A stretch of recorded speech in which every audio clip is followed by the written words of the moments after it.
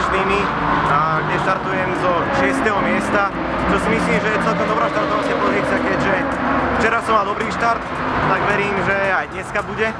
A budem sa snažiť o pódium, pretože podľa mňa tú rýchlosť tam máme. Včera som sa dostal do 17. miesta na 8. Čo si myslím, že bol dobrý posun, takže tú rýchlosť pretekárskú máme, no, takže stačí len veriť, že budem mať dobrý štart a budem sa snažiť čo najlepší výsledok pre Slovensko, pre fanúšikov a hlavne pre mňa, aby som čo mal najviac bodov. Takže poďme spolu zabojovať o dobrý výsledok, takže držte palce.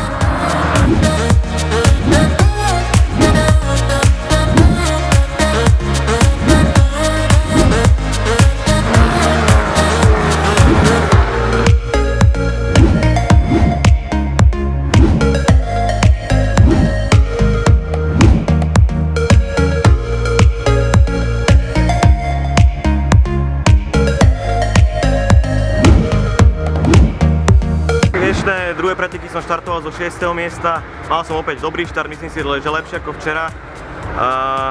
Vybral som si dobrú stranu do prvej šikany, bola tam mierna mela, ale potom som predbehol Oriolu, natekol som ho a predbehol, čo je myslím v rámci fair play, takže vôbec s tým som nemal žiadny problém. Ale potom ma natekol Colchiago a dvaja jazdci ma predbehli, takže som bol zrazu 7.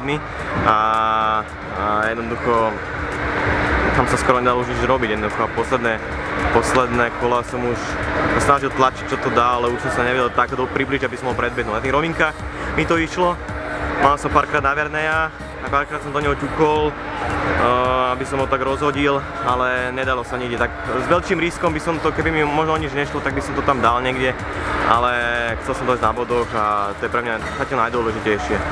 Takže myslím si, že tento víkend môžem hodnotiť pozitívne. S Jarom Krajčím sme a vlastne s celým týmom DG Sport nastavili auto na tak 90% mojej spokojnosti a to je len začiatok. Ja si myslím, že tieto pódiové, respektíve bodové umiestnenia sú len začiatok a s tým autom sa budem zžívať aj s tým setupom a bude to lepšie a lepšie. Takže držte mi palce, ďalšie preteky budú v Salzburgu, takže keby ste na to nemali čo robiť, tak príďte a podporiť tam. Čaute.